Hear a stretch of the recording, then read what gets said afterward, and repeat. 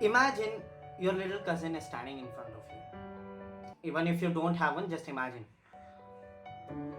In the left hand, you have a small toffee.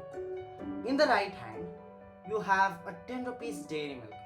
And you ask him to select one.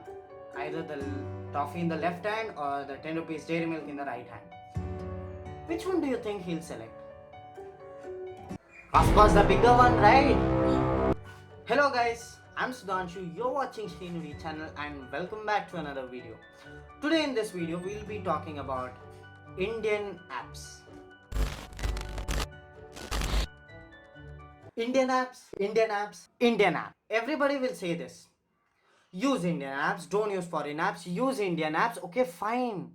But, let's be frank. Are people really willing to keep these Indian apps or Indian versions of foreign apps in their phones for a long time? Yes, there are some apps that are really worth keeping in our phones because they are extremely beneficial, and there are some people who do keep these Indian versions of foreign apps. But when it comes to majority of the population, what will be the answer?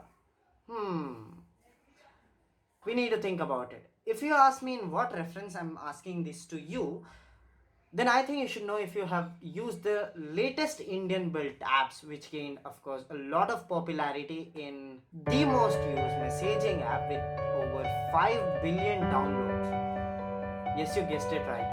WhatsApp! Yes, the place where you can get all kinds of fake messages, and also a place where you can be redirected to extremely realistic looking fake websites, and sometimes even be tricked with obvious facts. Now, coming back to our topic, these apps were called as Mitron and Say Namaste, and they were said to be the Indian versions of TikTok and Zoom. Well, it was very much viral in WhatsApp, and if you happen to be one of those lucky people who received this message along with the link, then I'm sure you would have tried it. No? You didn't try it? My god. Well, if you didn't receive that message, then you are unlucky. We can't do anything for that. Well, for people who tried it, I think you should know the answer for my question. Are people really willing to keep Indian versions of foreign apps in their phones?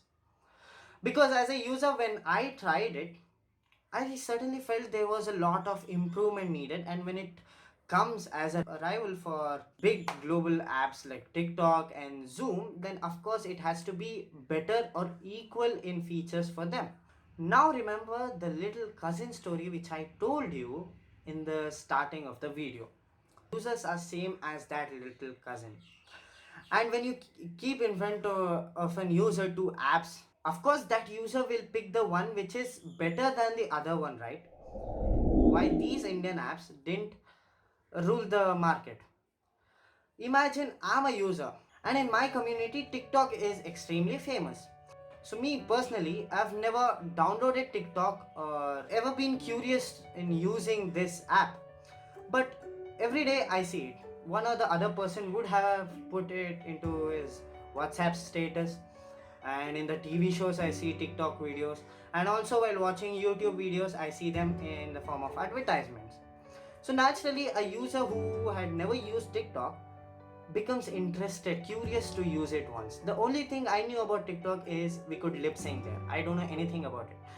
So as a user, I become curious and I go to the Play Store, download it, and then I give it a try. This is how publicity works. So there are two influential reasons behind a user deciding whether to keep an app or use an app and keep it for a long time or just try and delete it.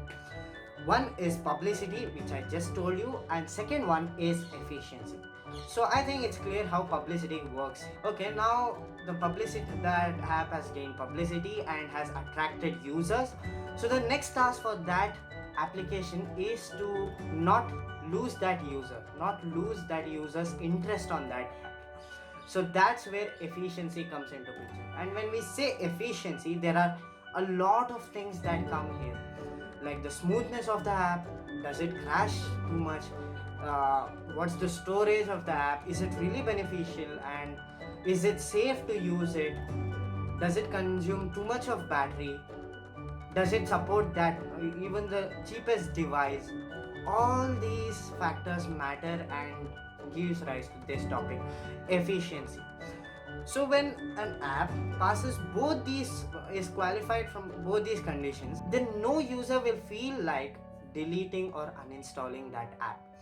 Now coming back to Mitron and Say Namaste, when I tried it, what I thought was Mitron surely publicity and efficiency both was missing a bit. And when we say Namaste, efficiency was surely there. It was very much similar to Zoom, but publicity was missing.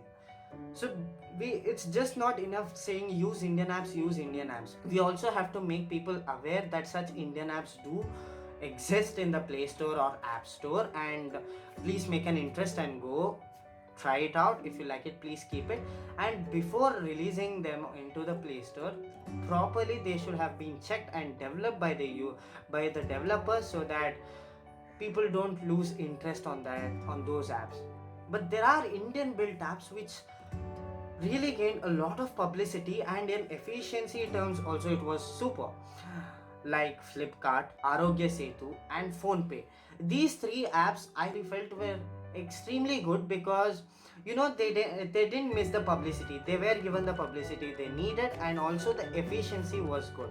That's why these three apps did become a success and had a almost permanent spot in the users' mobiles. So in the end, I would just like to say that first we should build strong apps, and second, give them the right publicity. Media should take this into action and support the upcoming Indian built apps, so that Indian users get attracted to Indian apps and stop using the foreign apps, so that we can decrease the dominance of the foreign apps in the Indian app market. So if you like this video, then please press the like button and subscribe to our channel.